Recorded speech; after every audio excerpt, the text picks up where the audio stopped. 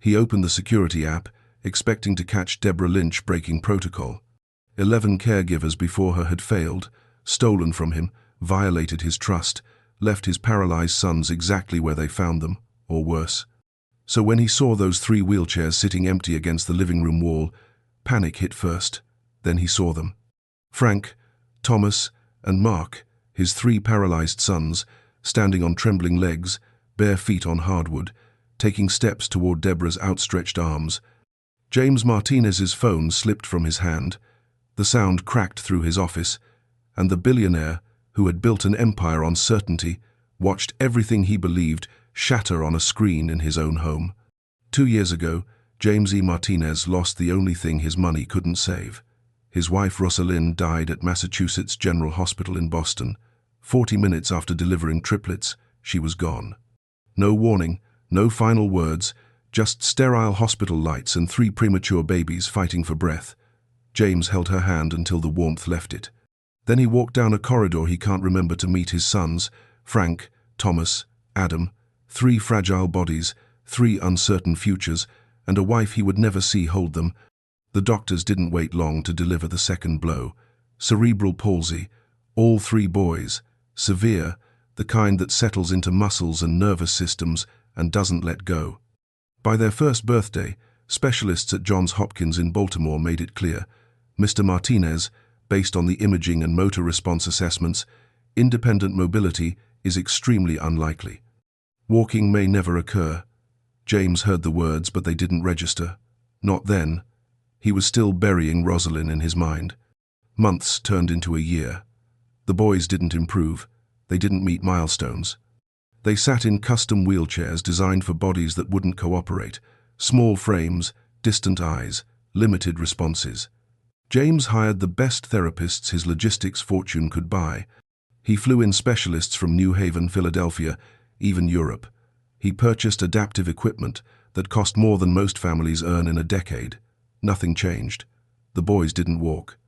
They barely moved independently, and James, alone in his Greenwich estate overlooking Long Island Sound, started to believe what the neurologists said. His sons would never stand on their own, never run through the hallways, never chase each other across the lawn like he once imagined during Rosalind's pregnancy. He buried that dream right beside his wife.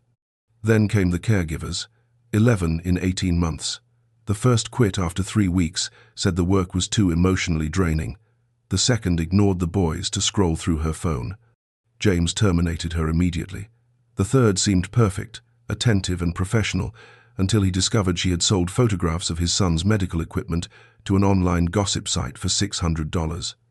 After that, something fundamental broke inside him. One caregiver was caught stealing prescription medications from the locked cabinet. Another accessed his financial records and vanished overnight with falsified expense reports. Each one arrived with credentials and references and sympathetic smiles, and each one left with another piece of his ability to trust bleeding out behind them. James stopped seeing human beings. He saw liabilities. He installed security cameras in every room, every hallway, every corner of the therapy space. He watched the footage at night, rewinding and zooming, searching for the deception, the angle, the inevitable betrayal he knew was coming. Surveillance became his substitute for connection. Control became his only shield. So when Deborah A. Lynch walked through his front door from Concord, New Hampshire, 42 years old, quiet and composed, James didn't see a caregiver. He saw failure number 12, waiting to prove him right. No improvising, he told her, not looking up from her resume. No emotional bonding, no optimistic speeches. You follow the medical protocol exactly as written. The doctors have made their prognosis abundantly clear.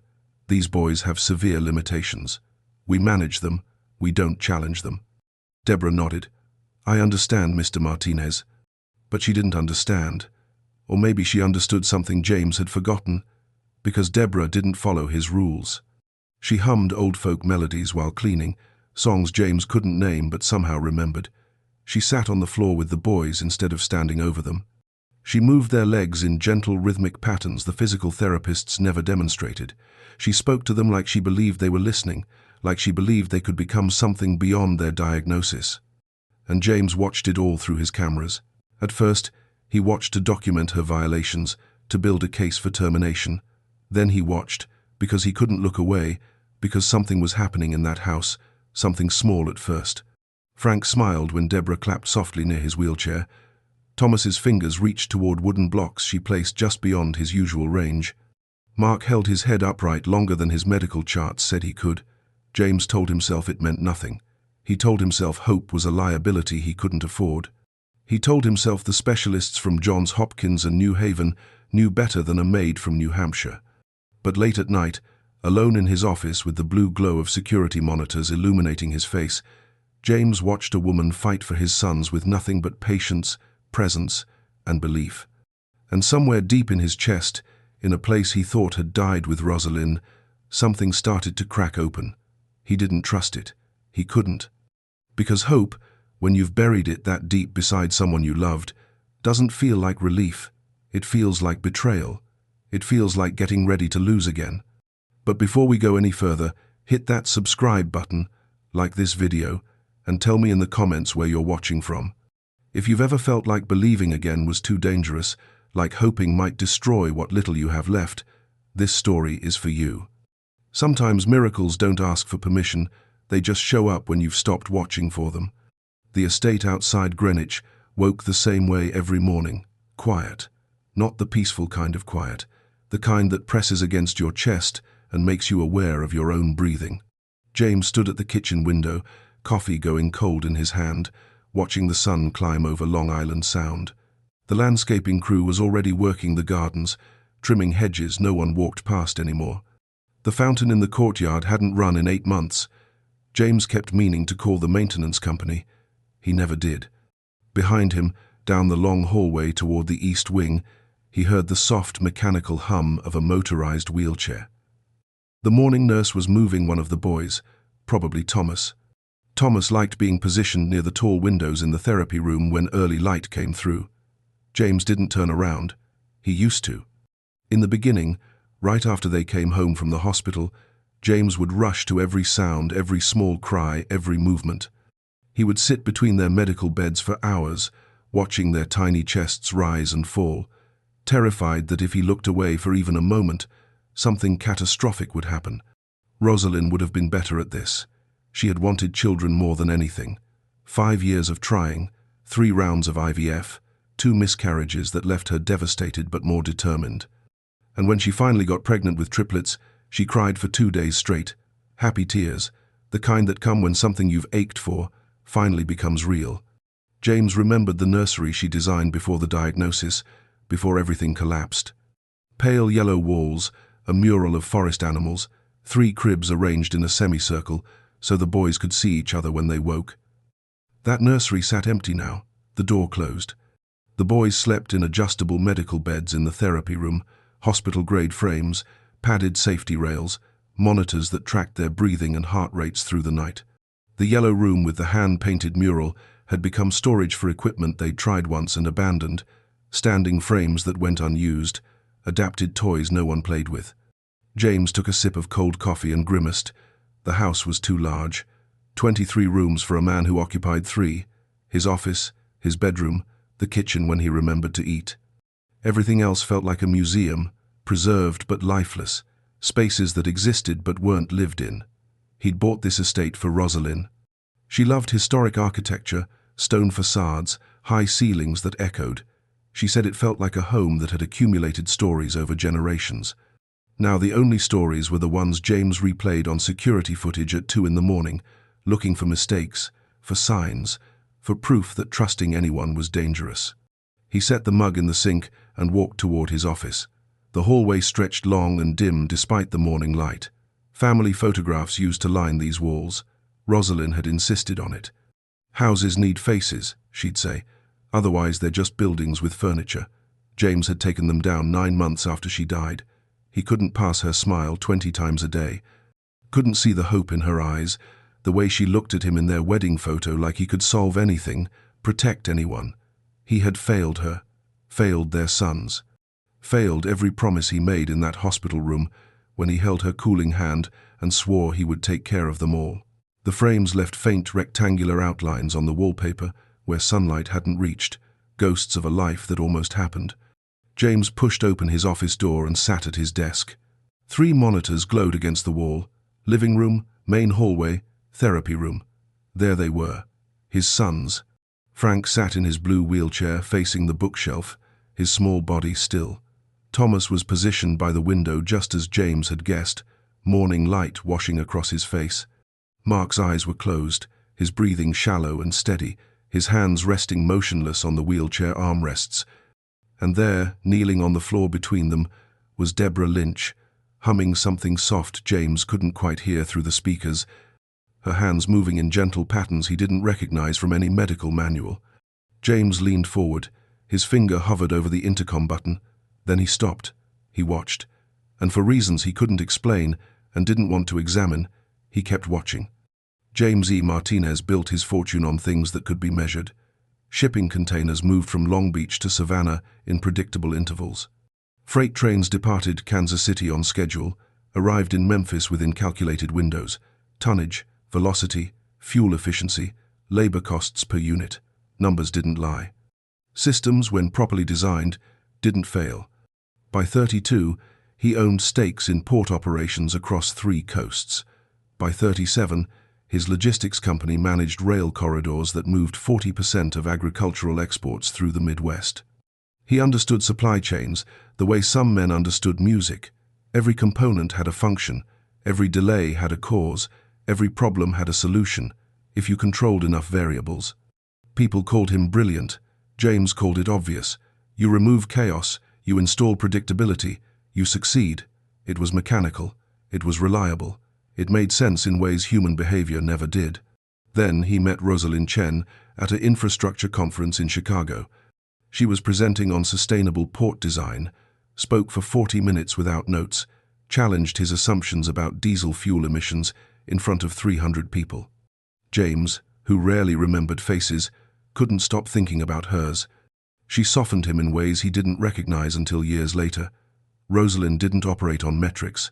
She operated on intuition, on feeling, on this unshakable belief that people mattered more than systems. She laughed at his spreadsheets. She made him leave his phone in the car during dinners. She taught him that not everything worth having could be optimized. When they married, James's colleagues were shocked. The man who scheduled meetings in 6-minute increments had married a woman who showed up 20 minutes late to their own engagement party because she stopped to help a stranger with a flat tire. But Rosalind wasn't chaos. She was something James had never factored into his models. She was warmth in a life he hadn't realized had gone cold. She wanted children immediately. He wanted to wait, to establish better cash flow projections, to optimize their financial position. Rosalind ignored him. 5 years of trying followed. Fertility treatments that failed, a miscarriage at 9 weeks that left her devastated on their bathroom floor while James stood in the doorway not knowing how to hold her. Another miscarriage at 12 weeks. James watched his wife break and rebuild herself over and over, and he couldn't solve it, couldn't control it, couldn't make the numbers work. When she finally got pregnant with triplets, Rosalind cried for 2 days. James built a nursery, pale yellow walls, hand-painted animals, 3 cribs arranged so the boys could see each other.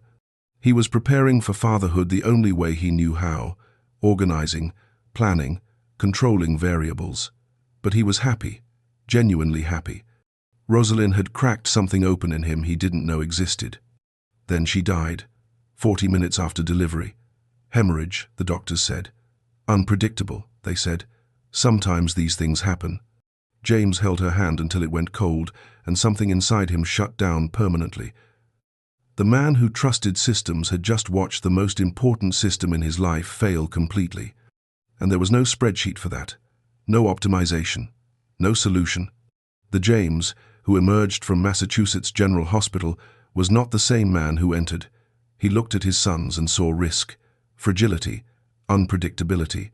When the cerebral palsy diagnosis came, it almost felt inevitable. Of course they were damaged. Of course hope was dangerous. Of course the universe would take everything. He withdrew, built walls, hired people to do what he couldn't, touch his children without fear. He watched them through cameras instead of holding them. He monitored their breathing on screens instead of sitting beside their beds. He told himself it was practical, that someone needed to maintain oversight, that distance was protection. But the truth James couldn't admit even to himself, was simpler and more devastating. He was terrified.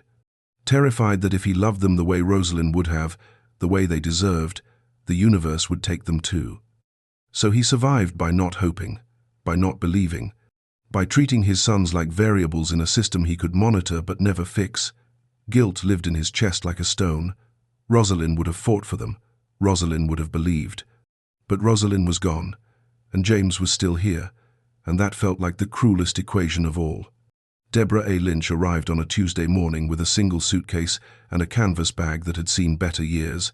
No dramatic entrance, no grand promises. She stepped out of a hired car from the train station, paid the driver in cash, and walked up the stone steps to the Greenwich estate like she was reporting for any other job. James met her in his office.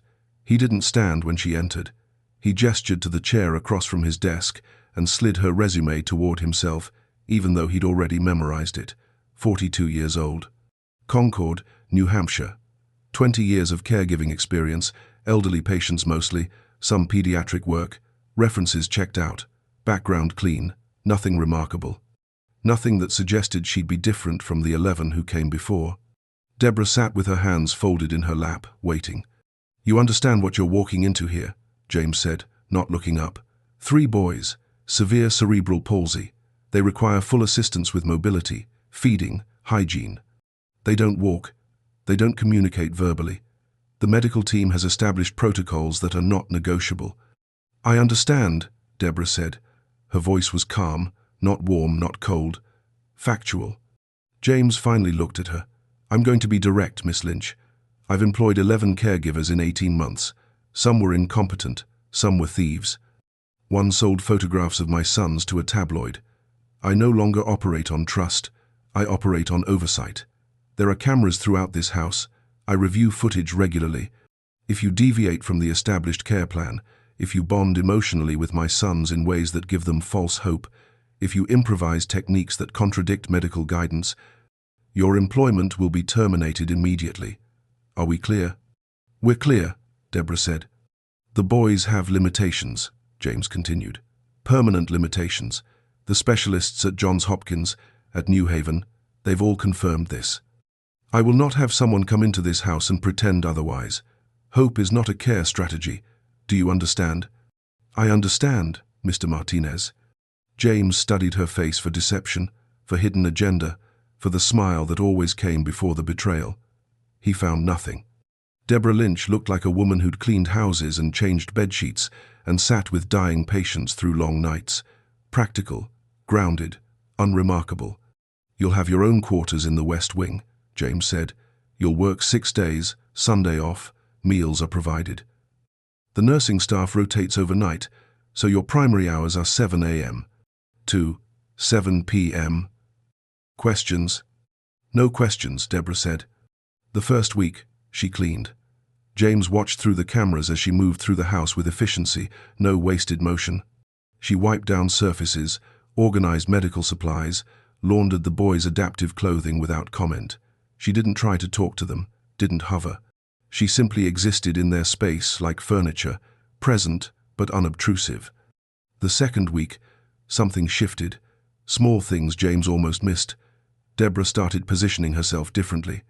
Instead of standing over the boys while she cleaned the therapy room, she sat on the floor nearby, not interacting, just present at their level. She folded laundry in the living room, where Frank could see her, instead of taking it to another room. She arranged Thomas's wheelchair so he faced the window during the afternoon light, instead of facing the wall like the previous caregivers had. James told himself it meant nothing. Then he heard it, humming, soft, barely audible through the camera audio. Deborah was dusting the bookshelf in the living room while Mark sat in his wheelchair 10 feet away. She hummed something low and rhythmic, an old folk melody James couldn't name, and Mark's head, which usually stayed tilted forward, lifted slightly. His eyes tracked her movement across the room. James rewound the footage, watched it again. Mark's head had definitely moved. Not much, not enough to matter medically, but enough. Over the following days, James noticed more. Deborah's voice had a pattern to it. She didn't speak in the bright, artificial tone the previous caregivers used. She spoke quietly, evenly, like she was talking to adults instead of damaged children, and the boys responded. Frank's eyes followed her when she moved.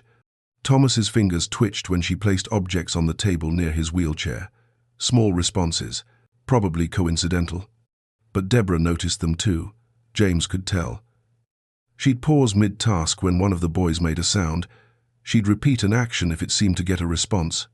She was studying them, the way James studied logistics patterns, looking for variables others missed. She never broke his rules, never promised anything, never stepped outside medical protocols in obvious ways. But there was something happening in that house, something quiet, something James couldn't categorize or control, and it terrified him more than any betrayal could. Week 3, Deborah stopped hovering. She'd arrive in the therapy room at 7:15 each morning, greet the boys quietly, then lower herself to the floor, not kneeling, sitting fully, legs crossed, like she planned to stay there. The overnight nurse would glance at her oddly before leaving, but Deborah never explained. She'd simply arrange herself at the boys' level and begin her work from there. James watched through the monitor in his office. It violated no rule he'd stated explicitly. She wasn't bonding, wasn't making promises, she was just sitting. But something about it unsettled him. Caregivers maintained professional distance. They stood, they supervised from above. Deborah looked like she was joining them instead of managing them. By week 4, she'd rearranged the therapy room. Nothing dramatic. She moved the boys' wheelchairs into a loose triangle instead of a line against the wall. She shifted the table with adaptive toys 3 feet closer to the window. She replaced the fluorescent lamp the physical therapist insisted on, with softer lighting from the hallway. Small changes. Subtle adjustments James only noticed because he studied the footage frame by frame at night, trying to identify what felt different. Then came the movements, gentle, almost invisible. While Frank sat in his wheelchair, Deborah would place her hands on his small legs and move them in slow, rhythmic patterns. Not stretches from the medical binder, something else, circular motions, gentle resistance. She'd hum while she did it, that same low folk melody, and Frank's face would relax in ways James had never seen during official therapy sessions. She did it with Thomas too, placing wooden blocks just beyond his usual reach, not far enough to frustrate him, but far enough that he'd have to try. And Thomas tried. His fingers would extend, trembling, stretching toward the block. Most times he couldn't grasp it, but twice, James watched him make contact, touch the edge, move it slightly. The medical records said Thomas had minimal voluntary motor control in his upper extremities. The records were wrong, or something had changed. Mark was different. Mark, who rarely made eye contact with anyone, who seemed to exist in some distant internal space, started watching Deborah. She'd sit across from him, not speaking, just present, and Mark's eyes would find hers and hold. 5 seconds, 10 seconds. Once, James timed it at 43 seconds of sustained eye contact. The neurologist's notes said Mark had significant visual processing deficits and limited social engagement. James told himself it was coincidence during the day, random fluctuations, confirmation bias. He'd watched enough TED Talks on statistical anomalies to know that patterns emerged from chaos without meaning anything. The boys were having good days, that's all. Deborah's timing was lucky. Nothing more. But at night, alone in his office, James rewound the footage. He watched Frank smile, actually smile, when Deborah clapped softly near his wheelchair. He watched Thomas's fingers extend again and again toward those wooden blocks. He watched Mark track Deborah's movements across the room with focus that shouldn't exist according to every evaluation James had paid thousands of dollars to obtain. Sleep became difficult. James would lie in bed reviewing what he'd seen, constructing arguments against his own observations. Sample size too small. No controlled conditions. Placebo effect, though he couldn't articulate who was experiencing the placebo, him or the boys. He'd finally drift off around 3 a.m., then wake at 5:30 and immediately check the cameras to see if the previous day had been real. The nursing staff noticed nothing. The rotating physical therapist who came twice weekly noticed nothing. Only James, watching through screens in the dark, saw the changes accumulating, like evidence of something he couldn't name and didn't want to believe. One morning, he stood outside the therapy room instead of watching through cameras. He could hear Deborah's voice through the door. She was counting softly. 1, 2, 3, 4. A pause. Then movement sounds. Fabric against fabric. A small intake of breath that might have been Frank or Thomas. Then Deborah again. That's good. That's so good. Try again. James's hand hovered over the door handle. He could walk in, observe directly, catch her doing whatever she was doing. But he didn't. He stood frozen in the hallway, listening to sounds that contradicted 2 years of medical certainty, and he felt something terrible rising in his chest. It felt like hope, and hope, James had learned, was just another word for the moment before everything collapsed.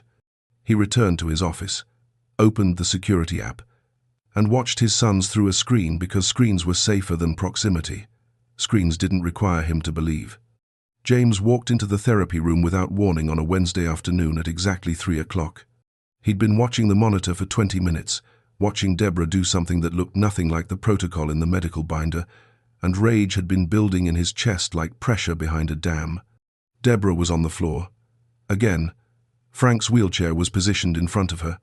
She had the boy's small legs in her hands, moving them in patterns James didn't recognize, humming that same melody she always hummed, speaking softly about trying, about feeling, about movement. "What are you doing?" James said. His voice came out harder than he'd intended. Deborah looked up calmly. She didn't startle, didn't release Frank's legs quickly like she'd been caught. She simply finished the motion she'd started, lowered Frank's feet gently back to the wheelchair footrests, then stood. "I'm working with Frank," she said. "That's not in the care plan," James said. He was aware his hands were shaking. He shoved them in his pockets. "You're not a physical therapist. You're not a medical professional.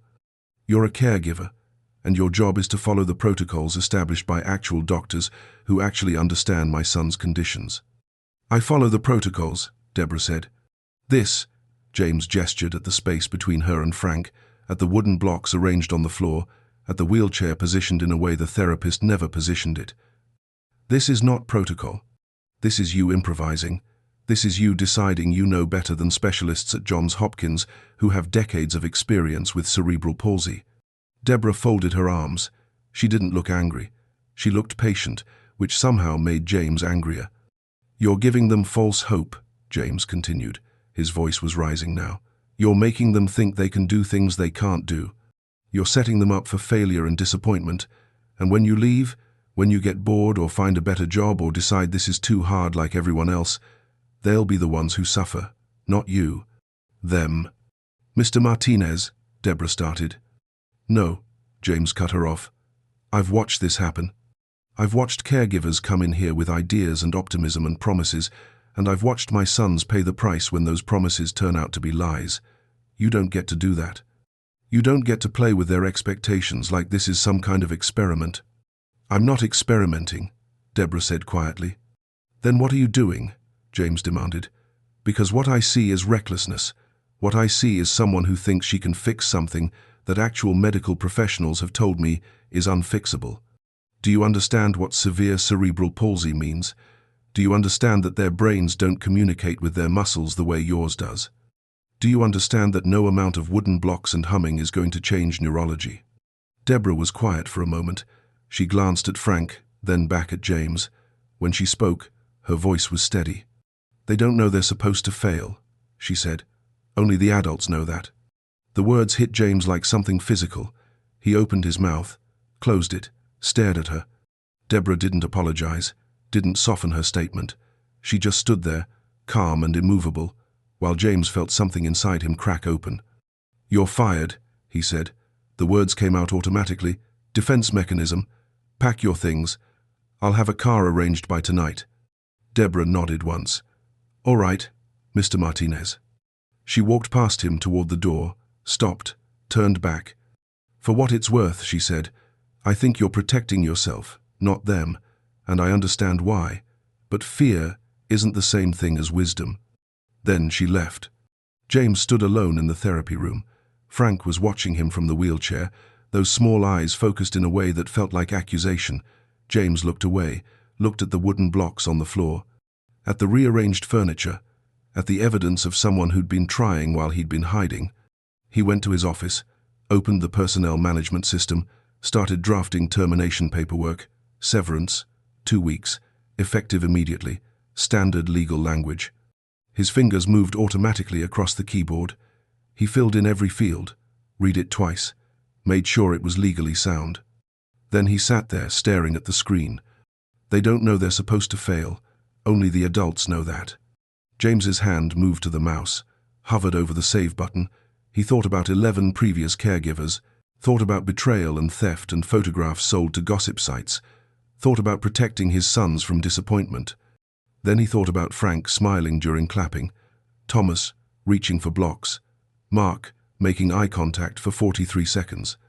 He closed the document without saving, deleted the draft from the system entirely.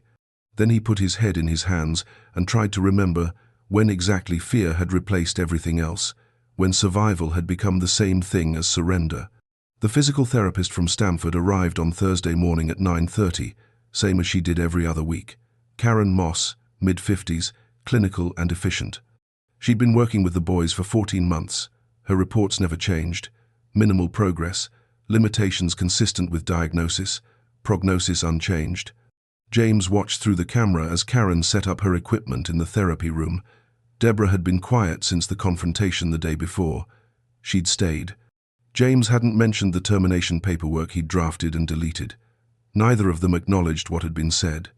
But something had shifted in the house, some tension that hadn't existed before, some possibility James wasn't ready to name. Karen started with Frank, standard range of motion assessments. She moved his legs through familiar patterns, checking resistance, checking tone. Then she stopped, went back, repeated the movement. James leaned closer to the monitor. Karen's face had changed. The routine efficiency was gone. She looked confused. She tested Frank's legs again, different angles this time, pressing gently against his thighs, lifting his calves. She pulled out her measurement tool, the one she used to document joint angles, tested, measured, wrote something in her notes.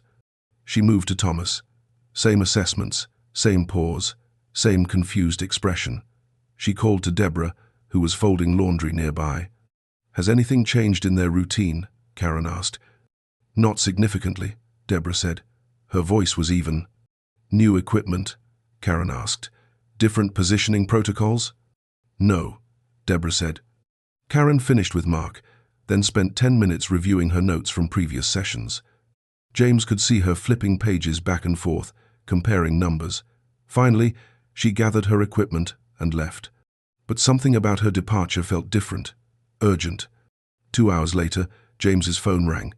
"Karen Moss," he answered on the second ring. "Mr. Martinez, I've reviewed today's findings," Karen said. "I'm seeing changes in muscle tone that I need to report to the neurologist. Nothing alarming, but unusual enough that Dr. Patel should reassess." "What kind of changes?" James asked.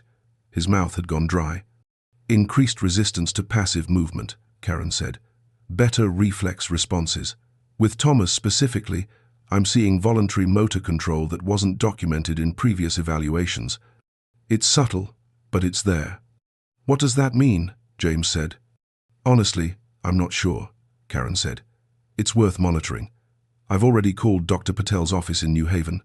They'll reach out to schedule a follow-up assessment." The call ended. James sat motionless at his desk. Increased muscle tone, voluntary motor control, medical language for things that weren't supposed to happen. Things that contradicted 2 years of certainty.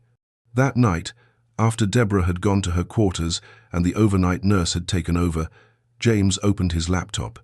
He searched neuroplasticity, brain injury, recovery, cerebral palsy improvement cases. He read medical journals until his eyes burned. Most articles confirmed what he'd been told. Severe cerebral palsy was permanent. Damage was done. But buried in the research were other words. Unusual presentations, unexpected adaptation, environmental factors, intensive intervention. One study from a university in Boston talked about rhythm and repetitive motion. Another discussed the impact of emotional engagement on motor development. A third mentioned that some children, rare cases, showed improvement when traditional limitations were challenged rather than accepted. James read until 3 in the morning. He cross-referenced Deborah's techniques with research terminology, the leg movements, proprioceptive input. The blocks placed just out of reach motivated reaching therapy. The humming, rhythmic auditory stimulation. She'd been doing therapy, real therapy, not the kind in the medical binder. The kind researchers were still studying, the kind that required someone to believe it might work. He closed his laptop, sat in the dark, and realized something that made him feel physically ill. He'd stopped fighting 2 years ago. The moment the doctors said unlikely, the moment they said never, James had accepted it. He'd hired people to maintain his sons, not help them. He'd installed cameras to monitor decline, not progress. He'd built an entire system around managing limitations instead of challenging them. Rosalind would have fought. Rosalind would have researched and questioned and demanded second opinions. Rosalind would have sat on the floor with their sons and refused to accept never as an answer. But Rosalind was gone, and James had spent 2 years surrendering on her behalf, on their son's behalf, on behalf of a life he was too afraid to hope for. Shame settled in his chest like something heavy and permanent. He thought about confronting Deborah, thought about the anger in his voice.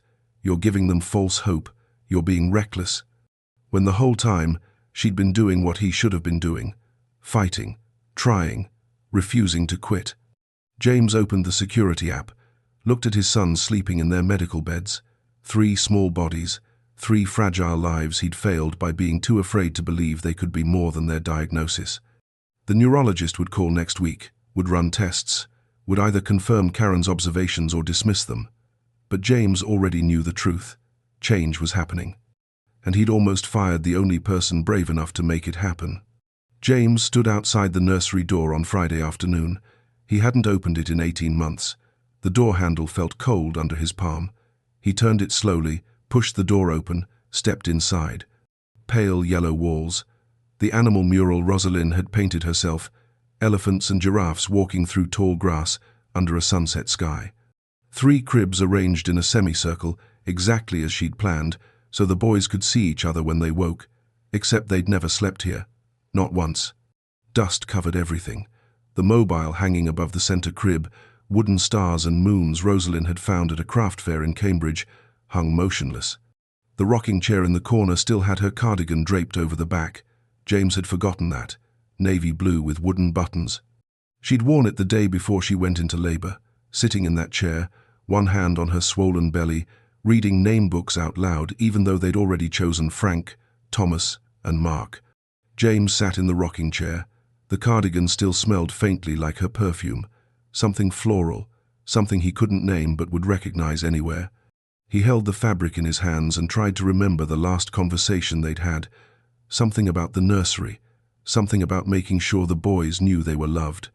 He couldn't recall her exact words. 2 years had blurred the details. All he remembered clearly was the feeling of her hand going cold in his. He left the nursery, walked down the hall to Rosalind's reading space, a small room overlooking the garden, built-in bookshelves on 3 walls, a window seat with cushions she'd covered in fabric that matched the curtains. This room he'd avoided even longer. The books were still arranged the way she'd left them, poetry on the left, history in the middle, novels on the right. Her reading glasses sat on the window seat, folded, waiting. James picked up the book she'd been reading, something about urban planning. A bookmark still held her place at page 147. He opened it, saw her handwriting in the margin. A note to herself, research Copenhagen bike infrastructure. She'd always been thinking about the next project, the next idea. She'd never stopped moving forward. James closed the book, set it back exactly where it had been, and understood something he'd been avoiding for 2 years. He hadn't just lost Rosalind. He'd abandoned the life they were supposed to build together. He'd preserved these rooms like museums, frozen in time, because changing them meant accepting she was never coming back. But his sons weren't frozen. They were alive, growing, waiting for a father who'd chosen surveillance over presence. The cameras. He'd told himself they were for safety, for oversight, for protection. But protection from what? From caregivers who might fail, or from his own fear of failing. The cameras let him watch without participating, monitor without connecting, see his sons without having to touch them, hold them, risk loving them the way Rosalind would have. James went downstairs, walked past his office, past the monitors, glowing with live feeds. He stood outside the therapy room door instead, Didn't open it, just listened. Deborah's voice came through, soft and rhythmic. She was counting again. 1, 2, 3, 4. Then a pause. Then sounds James had never heard through camera audio. Movement. Fabric shifting. And something else. Laughter. Small, breathy, genuine laughter. One of his sons was laughing. James pressed his hand against the door. His throat tightened. When was the last time he'd heard his children laugh? Had they ever laughed? He couldn't remember. 2 years of watching through screens, and he couldn't remember if he'd ever heard them express joy.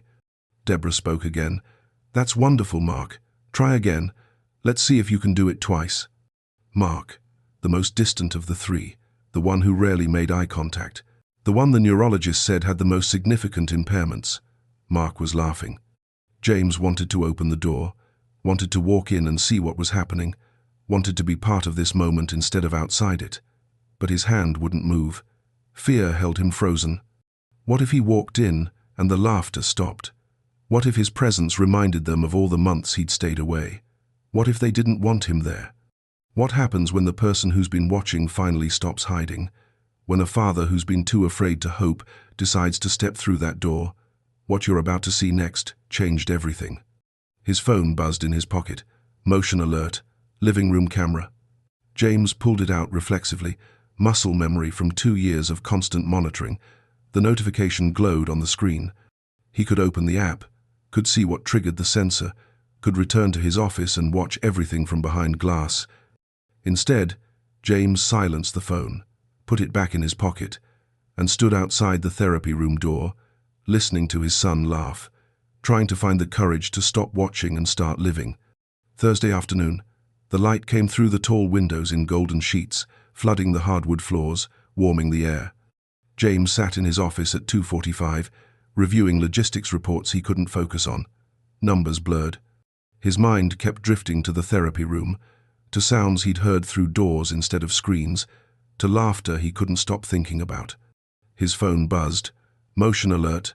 Living room. James opened the security app without thinking. Habit. 2 years of reflexive monitoring. The feed loaded, and what he saw made his breath catch. Deborah was moving the wheelchairs, all three.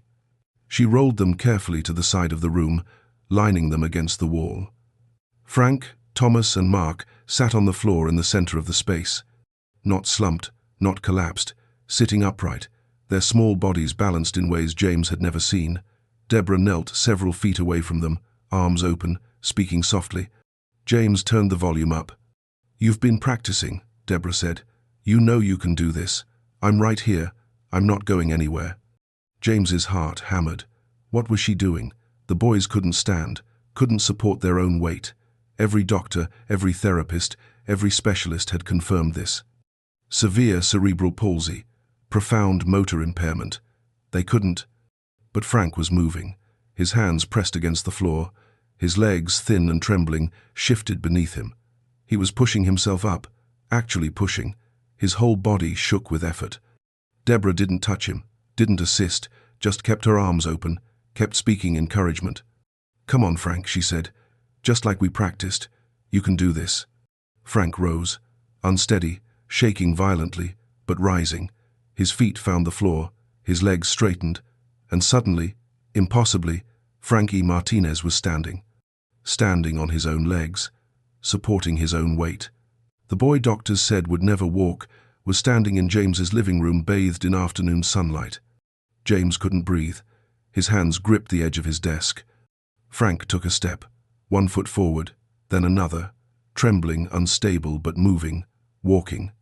He took 3 steps toward Deborah's open arms before his legs gave out and she caught him, pulled him close, held him. "Oh, Frank," Deborah whispered. "I knew you could. I knew it." Then Thomas moved. Same process, hands on the floor, legs shifting. The terrible shaking effort of a body learning to do something it wasn't supposed to be able to do. Thomas stood, took 2 steps, then 4, then collapsed into Deborah's arms beside his brother. James stood up from his desk. His chair fell backward. He didn't notice. Mark was the last. Mark, who had the worst prognosis. Mark, who barely made eye contact 6 weeks ago. Mark pressed his small palms flat against the hardwood and pushed. His face showed concentration James had never seen, determination, effort. He rose slowly, shakily, and stood. James's vision blurred. He realized he was crying. Mark stepped, once, twice, 3 times, 4. He walked further than his brothers, walked like he'd been saving this moment, walked straight into Deborah's waiting arms. The phone slipped from James's hands. He heard it hit the desk but couldn't process the sound. His legs were already moving. Out of his office, down the hallway, past rooms he'd avoided, past photographs he'd removed, his dress shoes slapped against marble, then hardwood. He didn't care about noise, didn't care about disrupting the moment. He had to get there, had to reach them. He burst through the living room doorway. Deborah looked up. She was on the floor, all 3 boys in her arms, all 3 of them breathing hard from the effort, all 3 of them smiling, actually smiling. James's knees buckled. He dropped to the floor, crawled the last few feet, reached for his sons with shaking hands. Frank, Thomas, Mark. He pulled them to him, all 3, held them against his chest, their small bodies warm and alive and trembling from exertion. He could feel their heartbeats, could feel them breathing, could feel them present in a way he'd denied himself for 2 years. "I'm sorry," James said. His voice broke. "I'm so sorry. I should have believed. I should have tried. I should have been here. I'm sorry." He said it over and over, apologized to sons who couldn't respond with words but who pressed against him anyway, who let themselves be held, who didn't pull away from the father, who'd watched them through screens instead of holding them. Deborah stood quietly, stepped back, gave them space. James didn't see the cameras anymore, didn't think about the monitors in his office, still displaying empty feeds. Didn't care about surveillance or control or the systems he'd built to protect himself from feeling. He just held his sons and let himself break open completely. The living room stayed quiet for a long time after. James sat on the floor with his sons, their small bodies leaning against him, exhausted from effort he'd just witnessed. Deborah had moved to the window, giving them space, her silhouette dark against the afternoon light. Finally, James looked up at her. His face was still wet. He didn't bother wiping it away. "How did you know?" he asked. His voice came out rough. "How did you know this was possible?" Deborah turned from the window.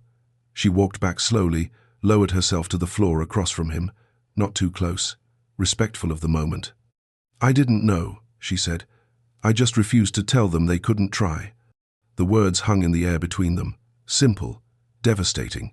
Everything James had failed to do condensed into a single sentence. "The doctors said never," James said. "Every specialist, every evaluation, they all said the same thing." Deborah nodded. "I know what they said. But your sons didn't read those reports. They didn't hear those words.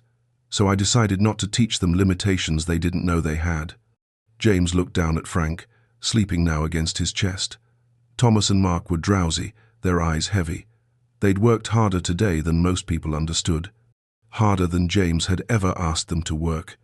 "This doesn't mean they're fixed," Deborah said quietly. "There's still a long road, physical therapy, occupational therapy, continued medical oversight. They'll have good days and hard days. But they can try now.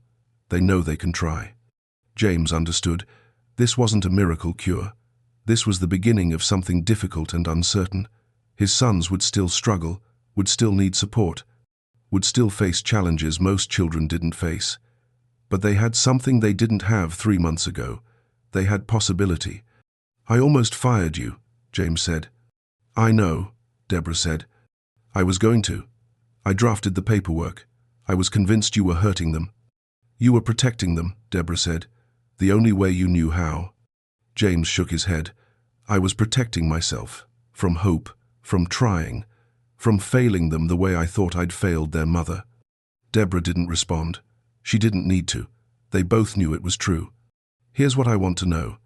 Have you ever watched someone believe in something you'd given up on? Have you ever been the one too afraid to try, while someone else refused to quit? Drop a comment and tell me, are you James, watching from behind screen, or are you Deborah, refusing to accept never? Because the difference between those two people changes everything." That evening, after the boys were settled in their beds, after Deborah had gone to her quarters, James walked through the house. He stopped in his office, looked at the 3 monitors glowing on the wall. Living room, Hallway, therapy room, 2 years of watching through glass, 2 years of surveillance instead of presence. He powered them down, all 3. The screens went dark one by one. Then he went to the storage room, found the boxes he'd packed 18 months ago, family photographs, wedding pictures. Photos of Rosalind pregnant, her hands on her belly, smiling at the camera. He carried them to the hallway, spent an hour rehanging them in their original places. His wife's face returned to the walls, her smile, her hope, the life they'd started together. The house felt different afterward, warmer somehow, less like a museum, more like a home where people actually lived. James walked to the therapy room. The boys were asleep, their breathing steady and soft. He pulled a chair close, sat down, not to monitor, not to supervise, just to be present. To be there if they woke, to be a father instead of an overseer. He thought about Deborah's words. I just refused to tell them they couldn't try. Such a small thing, such a radical act, refusing to accept never, refusing to surrender before the fight even started. It was what Rosalind would have done, what James should have done. He reached out, touched Frank. The boy's fingers were small and warm. James held them gently, then Thomas's hand, then Mark's. 3 sons, 3 lives, 3 futures that weren't predetermined after all. Outside, the fountain in the courtyard started running. James had called the maintenance company that afternoon. He could hear the water now through the open window, a sound he'd forgotten, a sound that meant something was working again. James stayed in that chair through the night, watching his sons sleep. Not through a screen, not from behind glass, just there, present, finally believing what he should have believed from the beginning. That impossible wasn't the end of the story. It was just the place where some people stopped trying.